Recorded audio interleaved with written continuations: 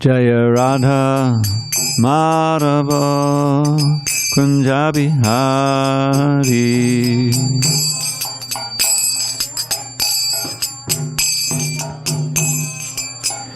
Jaya Radha Madhava Kunja Bihari.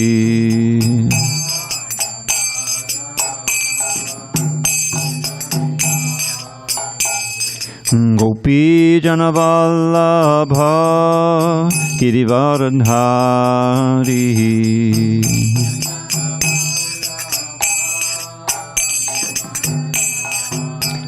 Jaya Gopi Jana Vallabha Girivardhari.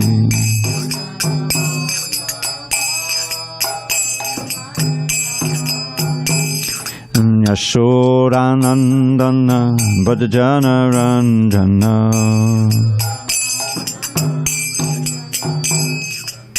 Yashodanandana Bhajana Ranjana.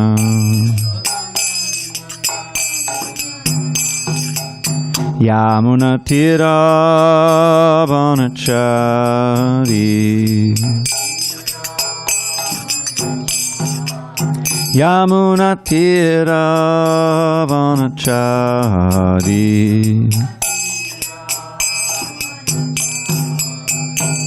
Hare Krishna, Hare Krishna, Krishna Krishna, Hare Hare, Hare Rama, Hare Rama, Rama Rama, Hare Hare.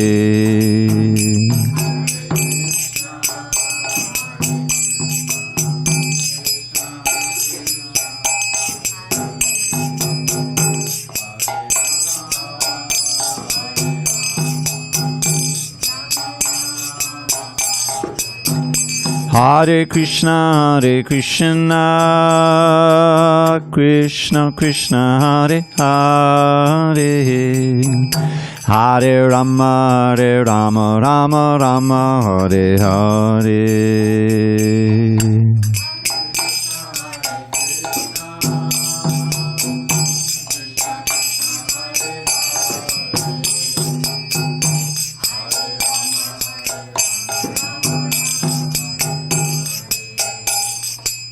Hare Krishna, Hare Krishna, Krishna Krishna, Hare Hare, Hare Rama, Hare Rama, Rama Rama, Hare Hare,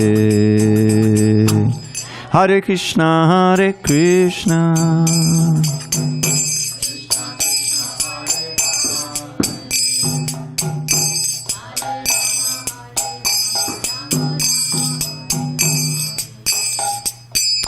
Jaya Radha Madhava Kunja Bihari.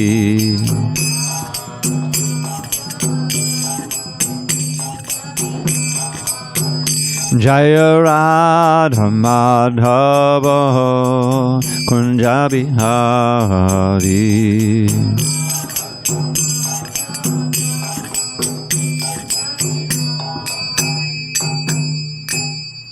Jayam Srimad Paramahansa, Bhagavad-gita Ashtottara Shri Srimad, His Divine Grace, Srila A.C. Bhaktivedanta Swami Prabhupada ki Jai.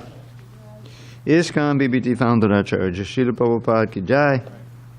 Jayam Vishnupad Paramahansa, Bhagavad-gita Ashtottara Shri Srimad, His Divine Grace, Srila Bhakti Siddhanta Saraswati Thakur ki Jai. Ananda Koti Vaishnavanda ki Jai. Namacharya Srila Haridas Thakur ki Jai. Srimad Bhagavad Gita ki Jai. Samaveda Bhaktivinoda ki Jai. All glories to the assembled devotees. All glories to the assembled devotees. All glories to the assembled devotees. All glories to Shri Guru and Gauranga.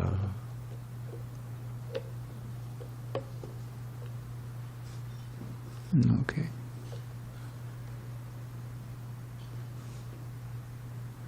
Om Namo Bhagavate Vasudevaya. Om Namo Bhagavate Vasudevaya.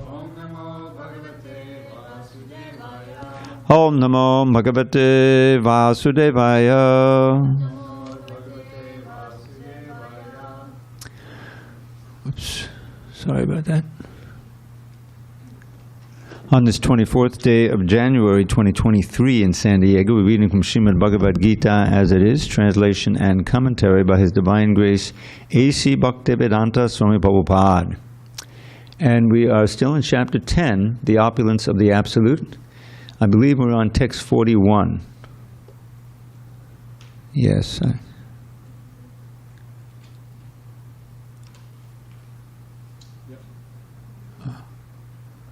Page 457 in your books there. Okay. Oh, you have the... Oh, no kidding. Yad yad vibhuti mat sattvam Srimad urjitam eva va tat tad eva bhagavadgita tvam mama te jonksha sambhavam yad yad vibhuti mat sattvam Srimad urjitam eva va tattadeva bhagavadgita mamate jonksha sambhavam yad yad vibhuti mat sattvam Srimad urjitam eva va tattadeva bhagavadgita mamate jonksha sambhavam yad yad vibhuti mat sattvam Srimad urjitam eva va tattadeva bhagavadgita mamate jonksha sambhavam. Go ahead. Yad yad vibhuti mat sattvam Srimad urjitam eva va tattadeva bhagavadgita mamate jonksha sambhavam.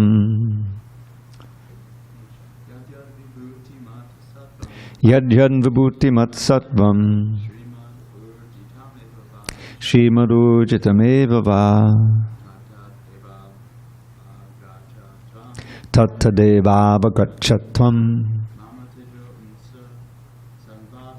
mamate jonksha sambhavam. Naveen. Yad yad vibhuti mat sattvam Srimad urjitam eva va tattadeva bhagavadgita mamate jonksha sambhavam. Yad yad vibhuti mat sattvam Srimad urjitam eva va tattadeva bhagavadgita mamate jonksha sambhavam. Yat yat, whatever, vibhuti, opulences, mat, having, sattvam, existence, Srimad, beautiful, urjitam, glorious, eva, certainly, va, or tat tat, all those, eva, certainly, avagacha, must know, tvam, you, mama, my, tejaha, of the splendor, anksha, apart, sambhavan, born of.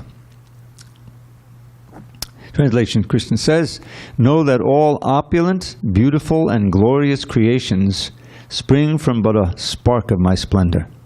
Purport. Any glorious or beautiful existence should be understood to be but a fragmental manifestation of Krishna's opulence, whether it be in the spiritual or material world. Anything extraordinarily opulent should be considered to represent Krishna's opulence. Om Jnana Timarandasya Jnanandana Shalakaya Chakshur Unmilitam Mena Tasmai Shri Gurave Namaha. I was born in the darkest of ignorance, but my spiritual master Srila Prabhupada opened my eyes with the torchlight of knowledge. I offer my humble obeisances unto him and all members of Sri Parampara. So I was just thinking as I was reading this how there are so many constructions, manifestations of human ingenuity and creative power and brilliance, really, intelligence, that have, are manifesting seemingly all around us. And this modern age is almost, there's a surfeit of them. In other words, before one comes in, the next one is coming in. Now they have this artificial intelligence, which is causing a lot of disturbance. Yes, and writing wonderful poems. He sent me one about Prabhupada, was it? Yeah. So the result of that often is that people are less taken, less in awe of the natural things. There's so much artificial things going on that seem to eclipse nature. Whereas in more primitive societies, they were much more in touch with nature, and they that was something that the sun, the rising of the sun, and the nature and all the rhythm of the seasons and all these things led them to intuit a higher intelligence, isn't it? So there's actually a struggle to see, and this is one of the things, to see even in the artificial constructions of humanity, that behind that is the glory of God. I'm listening to so many lectures, and Prabhupada was just saying yesterday or today, I forget which, that when something is constructed by human beings that seems to be, skyscraper building is one of Prabhupada's favorite things, Well, okay, where did the raw materials come from? Where did your intelligence come from to build it? Where did the skill come from? And, so really everything in this world, and there's so many things that display beauty, creativity, the hand of God, the higher intelligence. This should induce us, the Krishna conscious people, to see this is Krishna's manifestation here. This is how this karma is working, and in our own lives we can also see it play out. And so that's what this chapter is all about. In the context of the Vedic culture at the time, there's so many manifestations here that you really have to know, okay, this is the person we were discussing, Shukracharya. I scratched my head about Shukracharya, because Shukracharya gets fairly short-shifted in the Bhagavatam, although I think at a certain point he comes out later as a devotee. But at a certain point he's like somewhat the villain, in the story with Bali Maharaj. But in any case, the idea is that we can also make our own list of more contemporaneous things that are demonstrations of the wonderful power and glory and intelligence of Krishna. And in this way we can, I don't know what the word would be, sacralize or make our vision and our experience of the world more sacred, to see the hand of God everywhere, Krishna's hand everywhere. And that's really the idea behind this chapter. We've kind of been building up to this. We had a little bit in chapter 7, a little bit in chapter 9, and now most of this chapter, at least the latter part of the chapter, is this Krishna explaining. But he's saying here, in general, this is the general principle. We can continue with our own contemporaneous list. That all opulent, beautiful, and glorious creations spring from but a spark of my splendor. And so the devotee thinks, okay, let me see if I can, become pure enough so I can actually see and experience the direct presence of the source of all of this wonder, rather than letting ourselves be, mesmerized by the wonders of nature and forgetting the hand behind it. That's the idea. Oh, so any comments on this? This is kind of, and the next verse kind of sum up the whole thing. I do have one thing. You want to use the mic? Is it? It's about the diacritics. Oh, okay. It's about the diacritic. So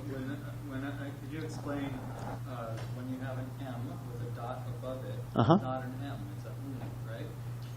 Generally, but there's certain rules of sandhi. If the next letter belongs to the pavargas, then the M with the dot over it sounds just like a regular M. Because the whole idea of the diacritics and the visarga and the anuswar is to facilitate a smooth pronunciation and chanting. So in this case, the N in Angsha is followed by an S with a mark over it. So yes, that would be sound. It's like the N in the French word bon. That's what they say at the end. Oh, I got to learn French in order to find out. Yeah, maybe, but it's pronounced mostly like NG. Yeah, te jongsha, onksha sambhava. And one thing to remember, just as a general principle, because we tend to import the English standards into Sanskrit. It's natural. When you have a double letter, like in the word veta, or tattva, there's a triple consonant. So that double T, say in veta, means that you don't say veta or vidhi. You know, if it's a double D, that means that the previous syllable is heavy. It's held as a quarter note as opposed to an eighth note.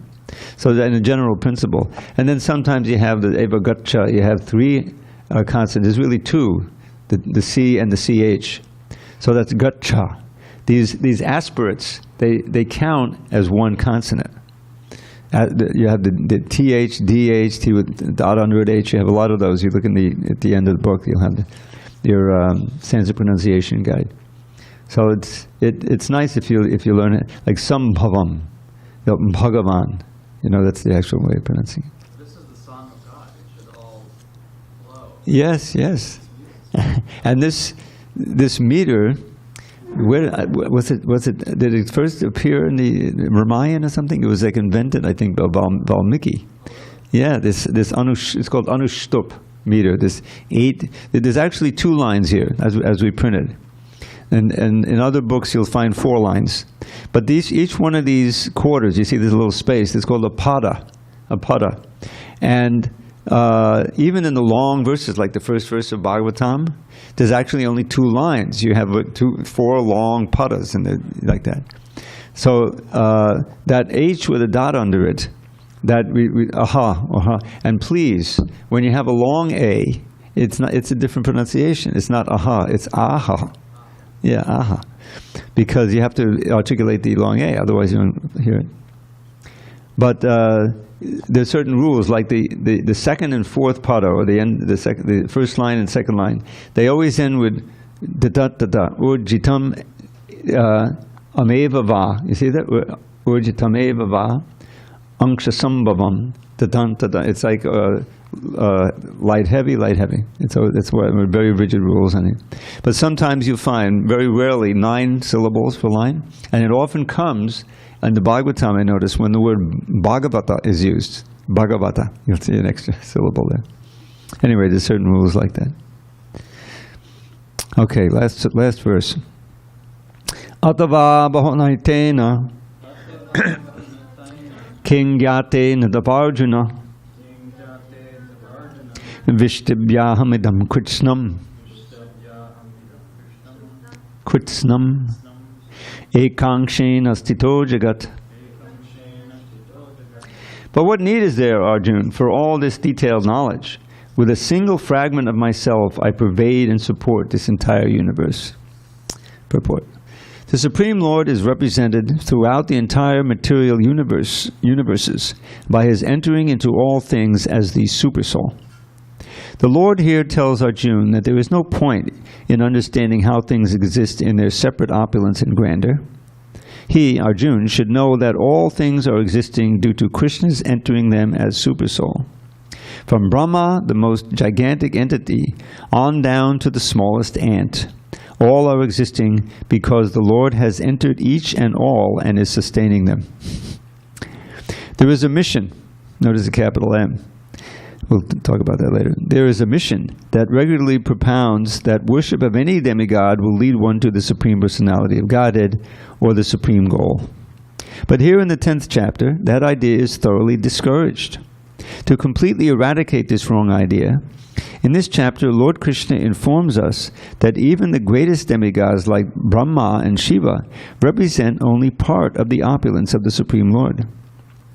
He is the origin of everyone born, and no one is greater than him. He is asamordva, which means that no one is superior to him and that no one is equal to him. In the Padma Puran, it is said that one who considers the Supreme Lord Krishna in the same category with demigods, be they even Brahma or Shiva, becomes at once an atheist.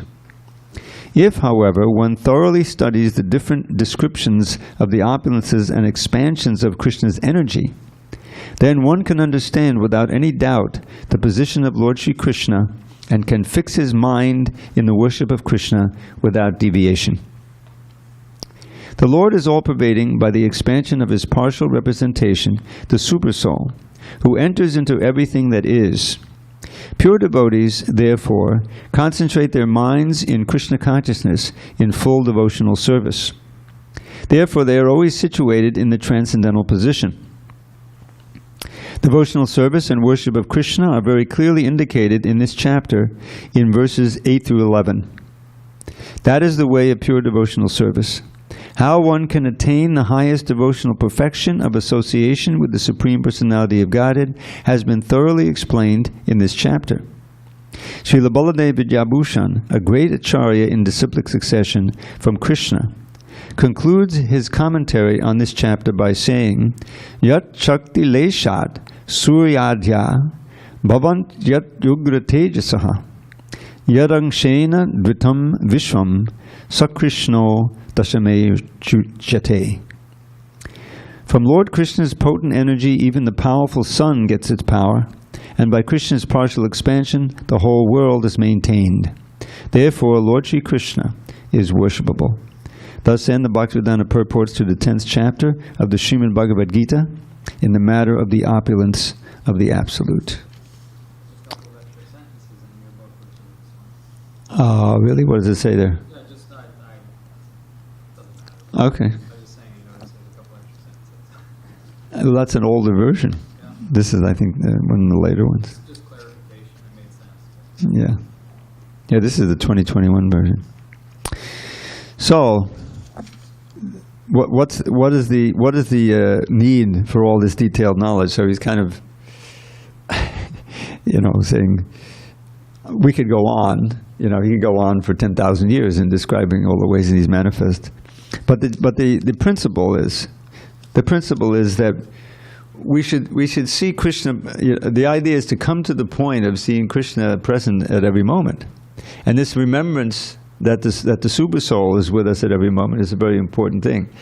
I remember when years ago, and I always forget his name, there was some guy in the intelligence system that broke the news that the NSA is spying on us all the time, is keeping records of all our phone calls. You remember that? And he left the country. He lives in Russia now. He's probably sorry he picked Russia. But but there was all of this stuff that came out. And there was I remember reading this article about an opticon. It was an opticon, which was some kind of it was a fictional creation, but it was born out of this idea that the authorities are always looking at us.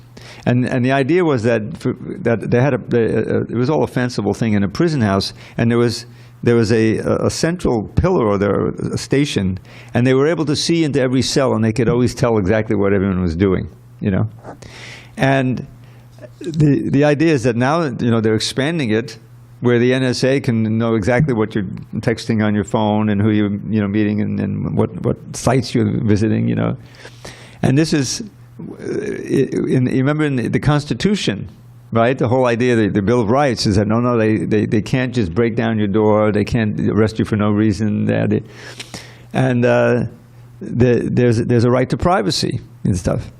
And why is that? Because it's expected that you're not going to completely trust the authorities, because they're not pure, they're not Krishna, they're not trustworthy. This is what we got from the whole era of the kings and the oppression that was going on and why America started and everything.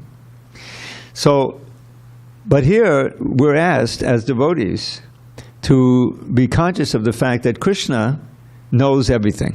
I know everything that happened in the past, everything's happening now, right? So he's with us all the time. Now Maya means you forget that. You don't want to think like that. You want to think that I can exploit this world, and get away with it, right? That's the idea. But really, devotional service means you want to attune your behavior and your thoughts even to things that are favorable for the Supreme Personality of Godhead. And the first thing that happens is you have to have trust that Krishna, he's in everyone's heart, and we're serving him, but he has our best interest at heart.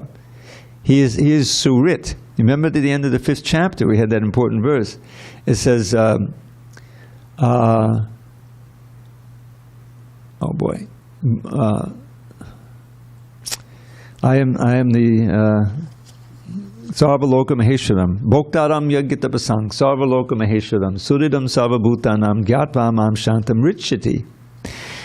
A person in full consciousness of me, knowing me to be the ultimate beneficiary of all sacrifices and all austerities, the Supreme Lord of all planets and demigods, and the benefactor and well-wisher of all living entities, attains peace from the pangs of material miseries. So in other words, is that if we can develop that faith that Krishna is there, and that he has our best interests at heart, and that he knows everything. Remember, in the introduction, Prabhupada talks about this, how the Super Soul knows everything that we do, everything that we're thinking, and all this and that. One should not forget this fact, Prabhupada says. and this is exactly what we do when we come into this material world. We want to forget. Because if you're thinking that the police are always watching, the authority is always watching what you're doing, you can never be free to enjoy, and exploit this world. So we forget, and we go down, and we can lose our human form and everything. So Krishna consciousness means having that faith, yes, that even though I may go through some suffering, I know it's because of things that I've done in the past. Krishna is minimizing it, and he's actually making it possible for me to serve him and to progress in devotional service. In other words, that faith is all important, because it's difficult, because we're so conditioned. Then people from the outside look on and say, "Oh, you people are giving up so much. How can you not go to the movies and everything and all this stuff, and you're missing out." And we know that they're missing out. That they're selling out, the precious opportunity of human form of life to actually expand your consciousness and go back to Godhead, for this very insignificant sense gratification that ultimately just brings them back into a life of suffering and obscures even their interest in God. They see it as a cult, but we know that it's a culture. Probably would use the word cult to mean culture. That's what it's supposed to mean, yeah, but it's gotten a different connotation. Okay, so I don't want to go through this whole chapter again, but what I'm just going to do is read those 4 key verses, starting with A. Prabhupada referred to them. These are the seminal verses in the whole Bhagavad Gita. So text 8, Aham Sarvasya Prabhu. I'll tell you, we'll just chant it one time, and then I'll read the translation. Text 8, mostly in page 429. Aham Sarvasya Prabhavo Mattak Sarvam Pravartate Iti Matbhava Jante Mam Buddha Bhava Samanvita. I am the source of all spiritual and material worlds. Everything emanates from me. The wise, who perfectly know this, engage in my devotional service and worship me with all their hearts. Matchitta mangata prana bodhiyantak parasparam katayantaschaman nityam tushyanti chadamanti cha. The thoughts of my pure devotees dwell in me. Their lives are fully devoted to my service, and they derive great satisfaction and bliss from always enlightening one another and conversing about me. Teshang satata yuktanam bhajatam priti purvakam tadami buddhi yogam tam yena mam upayanti te. To those who are constantly devoted to serving me with love, I give the understanding by which they can come to me. Teshame bhaunakam partham ahamagyanajam tamaha nashayam yatma bhavasto jnanadipena bhasvata. To show them special mercy, I, dwelling in their hearts, destroy with the shining lamp of knowledge the darkness born of ignorance. And then just Arjun's 2 verses here of his response. Param Brahma Param Dhamma Pavitram Paramam Bhavan Purusham Shashvatam Divyam Adidevam Ajam Vibhum Ahustvam Shayak Sarve Devashir Naradasthatha Asito Devalo Vyasah Swayam Chaiva Bravishime. Arjuna said, "You are the Supreme Personality of Godhead, the ultimate abode, the purest, the absolute truth.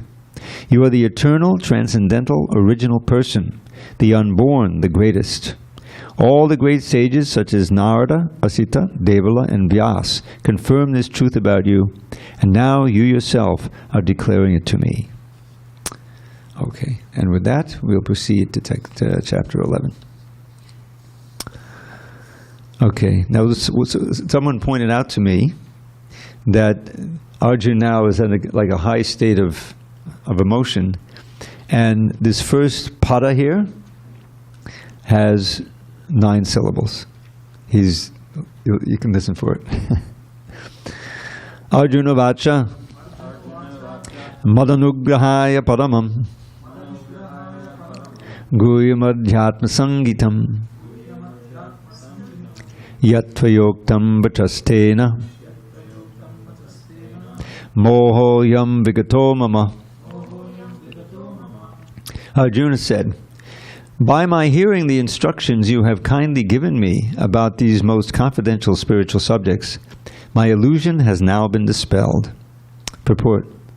This chapter reveals Krishna as the cause of all causes. He is even the cause of the Mahā-viṣṇu, from whom the material universes emanate. Krishna is not an incarnation. He is the source of all incarnations. That has been completely explained in the last chapter. Now, as far as Arjuna is concerned, he says that his illusion is over. This means that Arjuna no longer thinks of Krishna as a mere human being, as a friend of his, but as the source of everything. Arjuna is very enlightened and is glad that he has such a great friend as Krishna. But now he is thinking that although he may accept Krishna as the source of everything, others may not. So in order to establish Krishna's divinity for all, he is requesting Krishna in this chapter to show his universal form. Actually, when one sees the universal form of Krishna, one becomes frightened, like Arjuna. But Krishna is so kind that after showing it, he converts himself again into his original form. Arjuna agrees to what Krishna has several times said. Krishna is speaking to him just for his benefit. So Arjuna acknowledges that all this is happening to him by Krishna's grace. He is now convinced that Krishna is the cause of all causes and is present in everyone's heart as the super soul. So it will come out in next couple of purports, I think, why Arjuna is asking this. And one of the reasons is to protect people from false incarnations. So that if someone claims to be God, he says, "Oh, please show me your universal form." And of course they won't be able to show the universal form, so they'll be busted. But Arjuna, when he sees the universal form, as Prabhupada says, this is not the Krishna that he loves and that he is a friend, and eventually he has him, can you please, enough already, that you'll see. And it's quite a crescendo, a high point in the Bhagavad Gita. Yes. I think at Vaidacharya sees that. Yeah, with Lord Chaitanya. Yeah. All right, text 2. Pavapyo hi bhutanam Shuta Vishtarasho Maya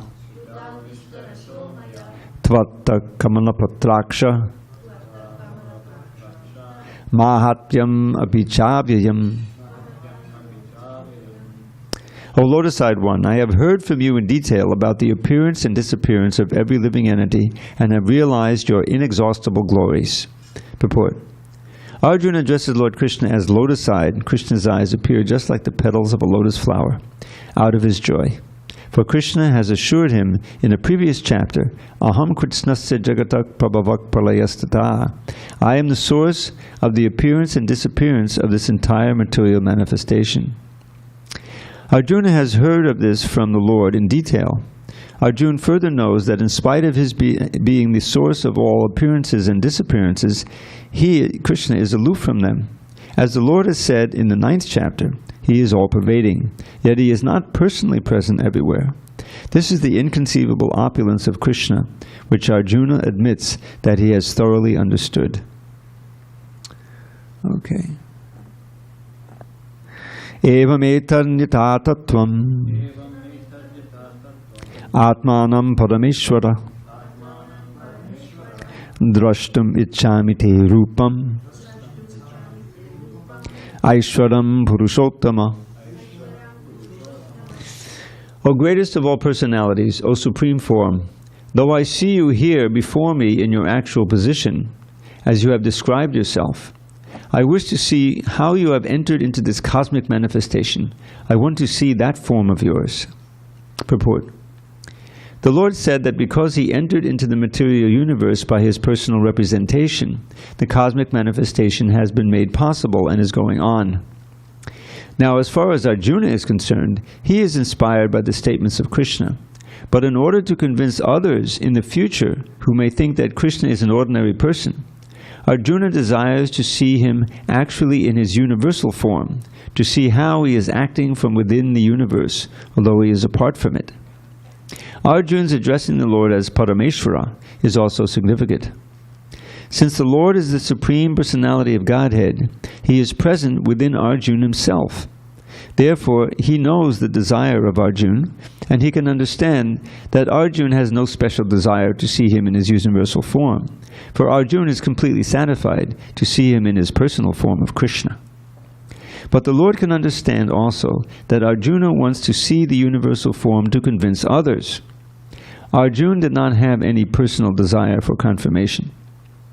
Krishna also understands that Arjuna wants to see the universal form to set a criterion, for in the future there would be so many impostors who would pose themselves as incarnations of God. The people therefore should be careful. One who claims to be Krishna should be prepared to show his universal form to confirm his claim to the people. So there it is. You see? This one says Purushottama in the report Instead of Parameshwara. Yeah. Well, you notice in the verse you got Parameshwara and you got Purushottama. So I think Jai Vaidmaraj pointed out that on the tape, there's Prabhupada is dictating this, that it sounds like Prabhupada is saying Parameshwara.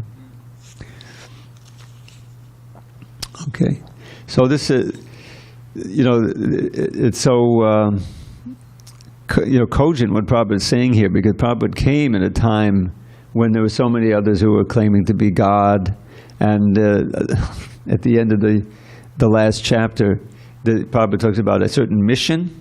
This wasn't understood by the first editor, and it was a little obscured. But the mission with a capital M is Ramakrishna mission. Because he famously claimed to be an incarnation, and I got mixed up with them. I had a whole adventure with them where I was going there regularly. I didn't even know about the temple in Brooklyn, and I remember we learned a song, and the song was something along the lines of, I'm not a Brahmin, I'm not a Vaishya, I'm not a Shudra, I'm not this, I'm not that, I'm pure Brahmin. And when years later, when I read the Chaitanya Charitamrita, Lord Chaitanya speaks that verse, the famous verse. Naham vipro, nachanadapatir, napi vaishyo nashudro. Naham varni, nachagrihapatir novanasto yatirva. Kintu projan, agalapadamanan purnam mitabe gopi bhatu patakamalayor, dasa dasa anudasa. The famous dasa dasa anudasa. So Lord Chaitanya is saying there, I'm not a Brahmin, I'm not a Kshatriya, I'm not a Vaishya, not a Shudra, I'm not a Brahmachari, I'm not a Grihastha, I'm not a Vanaprastha or a Sannyasi. I am simply the servant of the servant of the servant of the lotus feet of Krishna, the master of the gopis, you see. And I said, oh, Lord Chaitanya maybe wrote this verse because he was always fighting the Mayavadis. And it was Shankaracharya who wrote that song, so it was current at that time. So that idea that, to get out of the bodily concept of life, I'm not this, I'm not this, I'm not American, like that. Then what are you? Oh, I am a servant of Krishna. Not simply that I am pure spirit. It's true that we can say, Aham Brahmasmi. That's one of the Upanishadic statements. That's certainly true. But the ultimate understanding of Brahman is the Supreme Brahman person. We're also persons. We're also pure consciousness. But we are distinct, eternally distinct from the Supreme Brahman. Yeah, that I'm spirit. I mean, that's the beginning of the Gita. The living entity is there. There's indestructible and doesn't take birth. Najayate mriyate bhakadachan. That's the first step. And that verse that's right near the beginning, there's a long purport. It's all against Mayavad, where Krishna says he's speaking to Arjuna. It's like the third or second verse he speaks. He says, "Natve vaham jatu nasam, natvam neme janaripa, natsaiva nabhavishyama sarve vayamatakparam." Never was there a time when I did not exist, nor you, nor in the future shall any of us cease to be, nor all these fighters, nor in the future shall any of us cease to be. And he's not saying that we just exist as spirit and at a certain point we all merge. We all eternally exist individually. Our individuality is eternal, which comes out again in the 15th chapter, Mamai Vangsho Jiva Loka Jiva Bhuta Sanatana. That the living entities are all my anksha, my part and parcel is probably used, eternally. So that's a very important concept. Not only do we exist eternally, but we exist as individuals eternally. Yeah. We're one in that we're spirit, we have Krishna's qualities in minute degree, but we're eternally different because we're individuals eternally. This idea of merging is anathema for devotees, Huh? Yeah, and it's something that it's completely contrary to bhakti. If there's no difference, there's no bhakti, there's no exchange, So, but this universal form, many people think that, this is the high point of the Gita, and in one sense it is most dramatic, but it's also shows that devotees, don't get hung up on the universal aspect, the all-powerful nature of the Lord. We are more interested in the rasa, the eternal relationship with Krishna. And Prabhupada would point out, when this comes up about the universal form, if Krishna comes in the universal form, how are you going to dress him? How are you going to feed him? In other words, it's impossible. You can't get a dhoti big enough, to put it.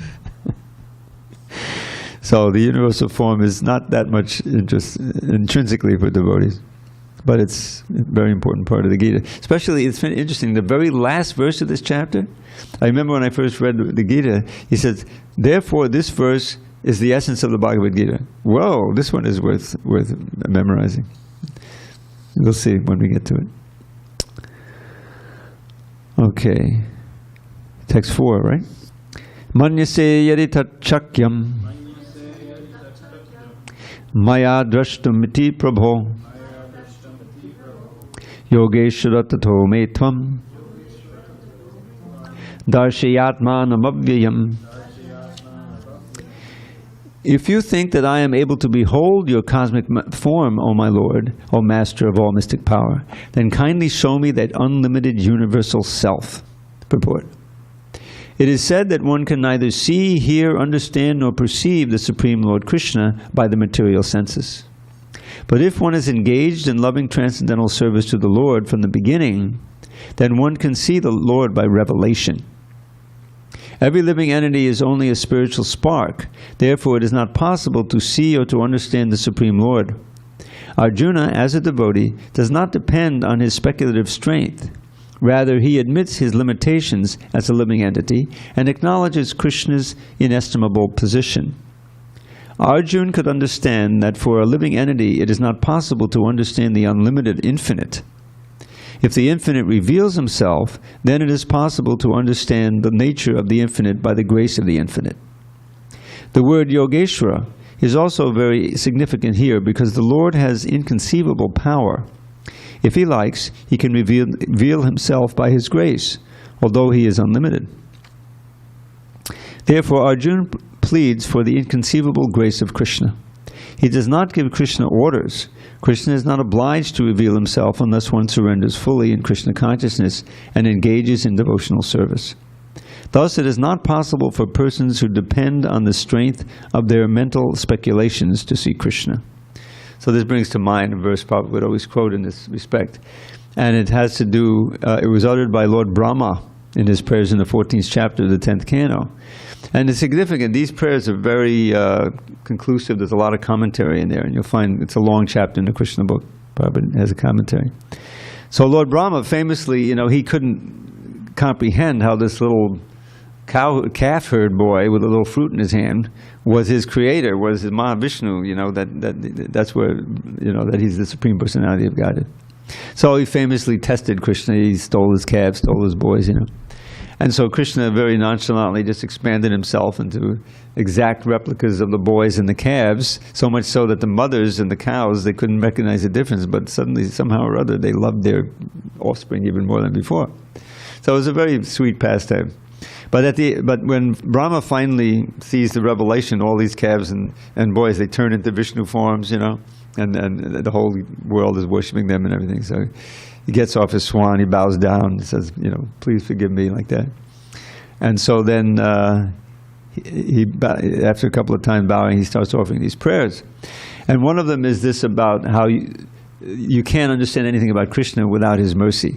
Atapi de deva padambuja dvaya pasada leshanugita evihi janat vitatvam bhagavan mahimno nachanya eko pichadam pichinvan. Unless one gets, he says, Atapi de deva padambuja dvaya prasada lesha anugita hevi. Unless one gets a little lesha, a little part of mercy of your lotus feet, service to your lotus feet, one cannot understand your glories, Bhagavan Mahimno, in truth. But if one does get that mercy, then only can he understand. So it's all a question of revelation, as Prabhupada brings up here. We may speculate so much, we may meditate so much, perform so much yoga, but none of that is pleasing to Krishna.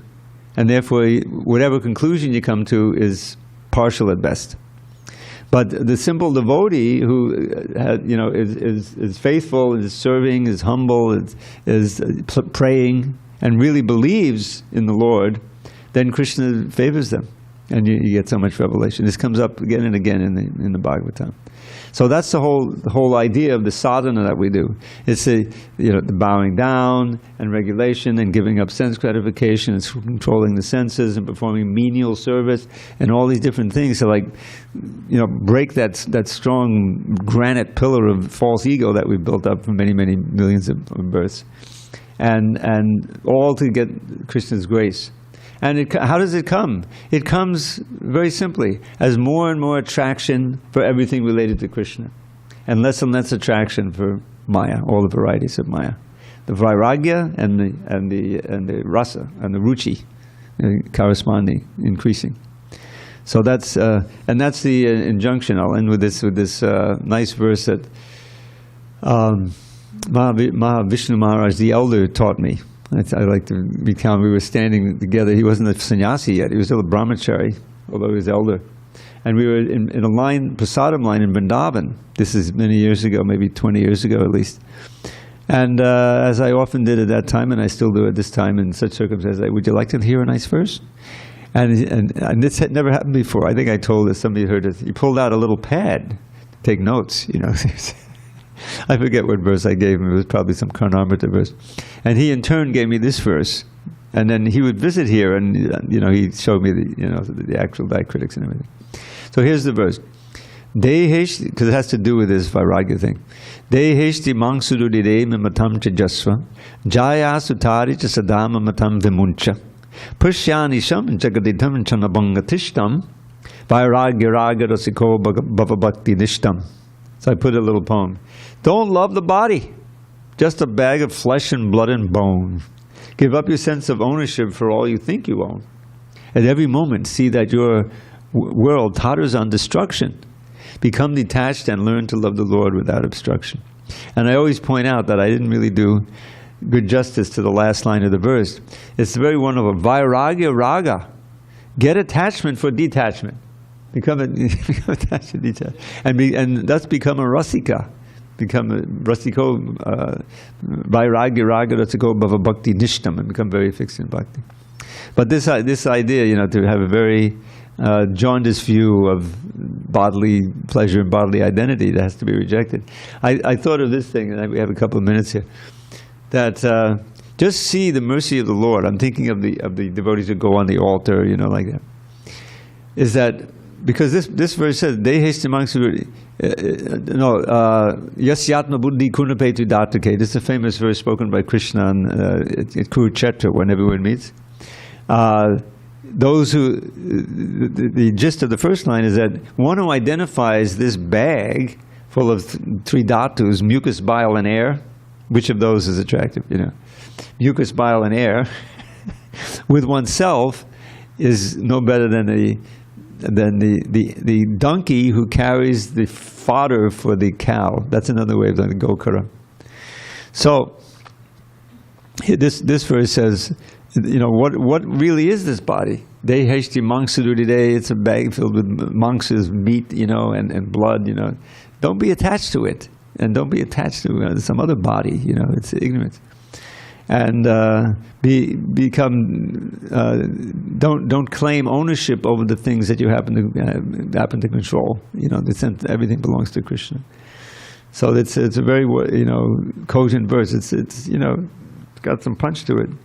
But this vairagya raga, you know, become attached to detachment, which is very pertinent because tomorrow is the appearance day of Raghunath Das Goswami, who is the epitome, the exemplar for detachment and vairagya. So, any final comments here or abroad? I'm sorry? The reference for the verse. You know, I'm not sure beyond the idea that it's in the Padma Puran. But of course, oftentimes, you know, we claim it's in the Padma Puran when we really don't know where it comes from. So I can't vouch for it, but it's a nice verse. All glory to Srila Prabhupada.